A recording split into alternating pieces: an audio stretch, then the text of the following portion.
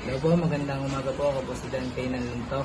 Ang ginawa po namin code ay nagbabasa po siya ng value ng resistor po. Ayan po.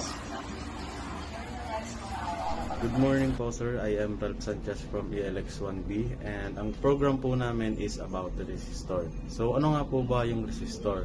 Ang resistor ay isang electronics component na naglilimit or nagpapasmooth ng flow ng electrical current sa isang circuit.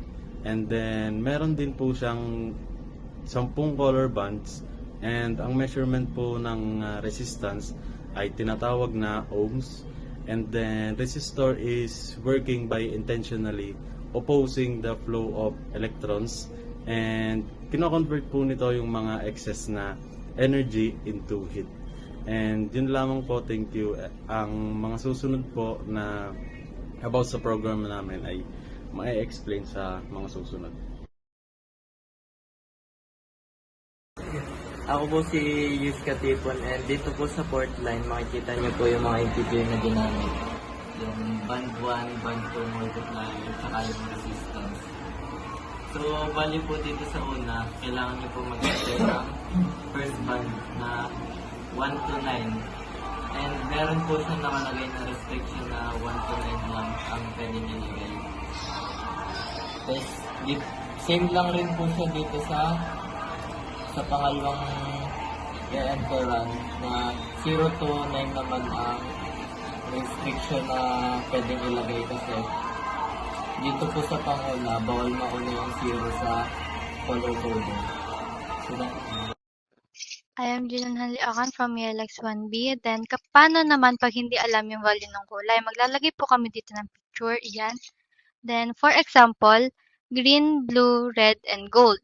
So, each band po ay may number na designated. Green equals to 5, blue equals to 6.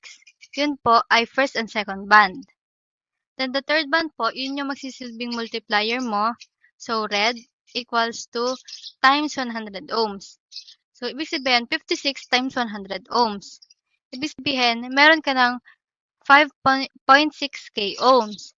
Then, yung fourth band mo, gold equals to positive and negative 5%. So, ibig sabihin, may 5.6k ohms ka and yung tolerance mo is positive and negative 5%.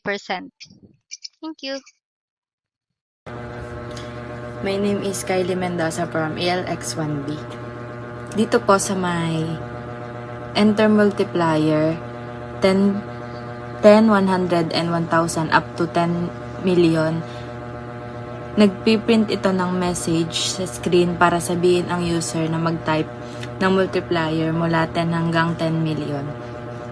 Ang CIN multiplier ang mismong sumasala sa type ng user at sinisave ito sa variable na multiplier. Para po ma-check kung tama o valid yung input ng multiplier, nililimitahan nito ang pwedeng ilagay ng user. Ang ibig sabihin po ay not equal to. Hindi siya katumbas ng at NN, tapos yung end po. Kapag in-enter po yung user, hindi 10 at hindi 100, tsaka 1,000 at iba pa, ibig sabihin po mali yung nilagay nito. Po yon sa enter multiplier. Ito po yung mga numbers. Tsaka po ng CIN multiplier. Para naman po malaman yung pag-calculate ng resistance value, meron po dapat error dito. Sa resistance po, band 1, 10, band 2, multiplier, dapat po yung formula para makuha ay, ang kabuoang ohms nito ay resistor base sa kulay ng mga band nito. Tapos po, yung linyang yon ay may syntax error at hindi gagana kapag hindi na-run. Sa C++, hindi po pwedeng magkatabi lang yung mga variable at numbers para ma-multiply. Kailangan po ng asterisk. Para po matama yon, kailangan po ang itsura niya ay resistance equals open parenthesis band 1 asterisk 10 asterisk band 2 close parenthesis asterisk multiplier. Dito po yan sa part nito. Doon po malalaman kung paano po yun ayusin. After po nun, ang gagawin po para ma-print to sa screen, yung resulta po ng computation Halimbawa po, resistance equals 4,700 ohms. Tapos, yung return zero po, sa dulo ng maayos na natapos yung buong program, ito po yung nagsisilbing function or dulo nung main function po nun.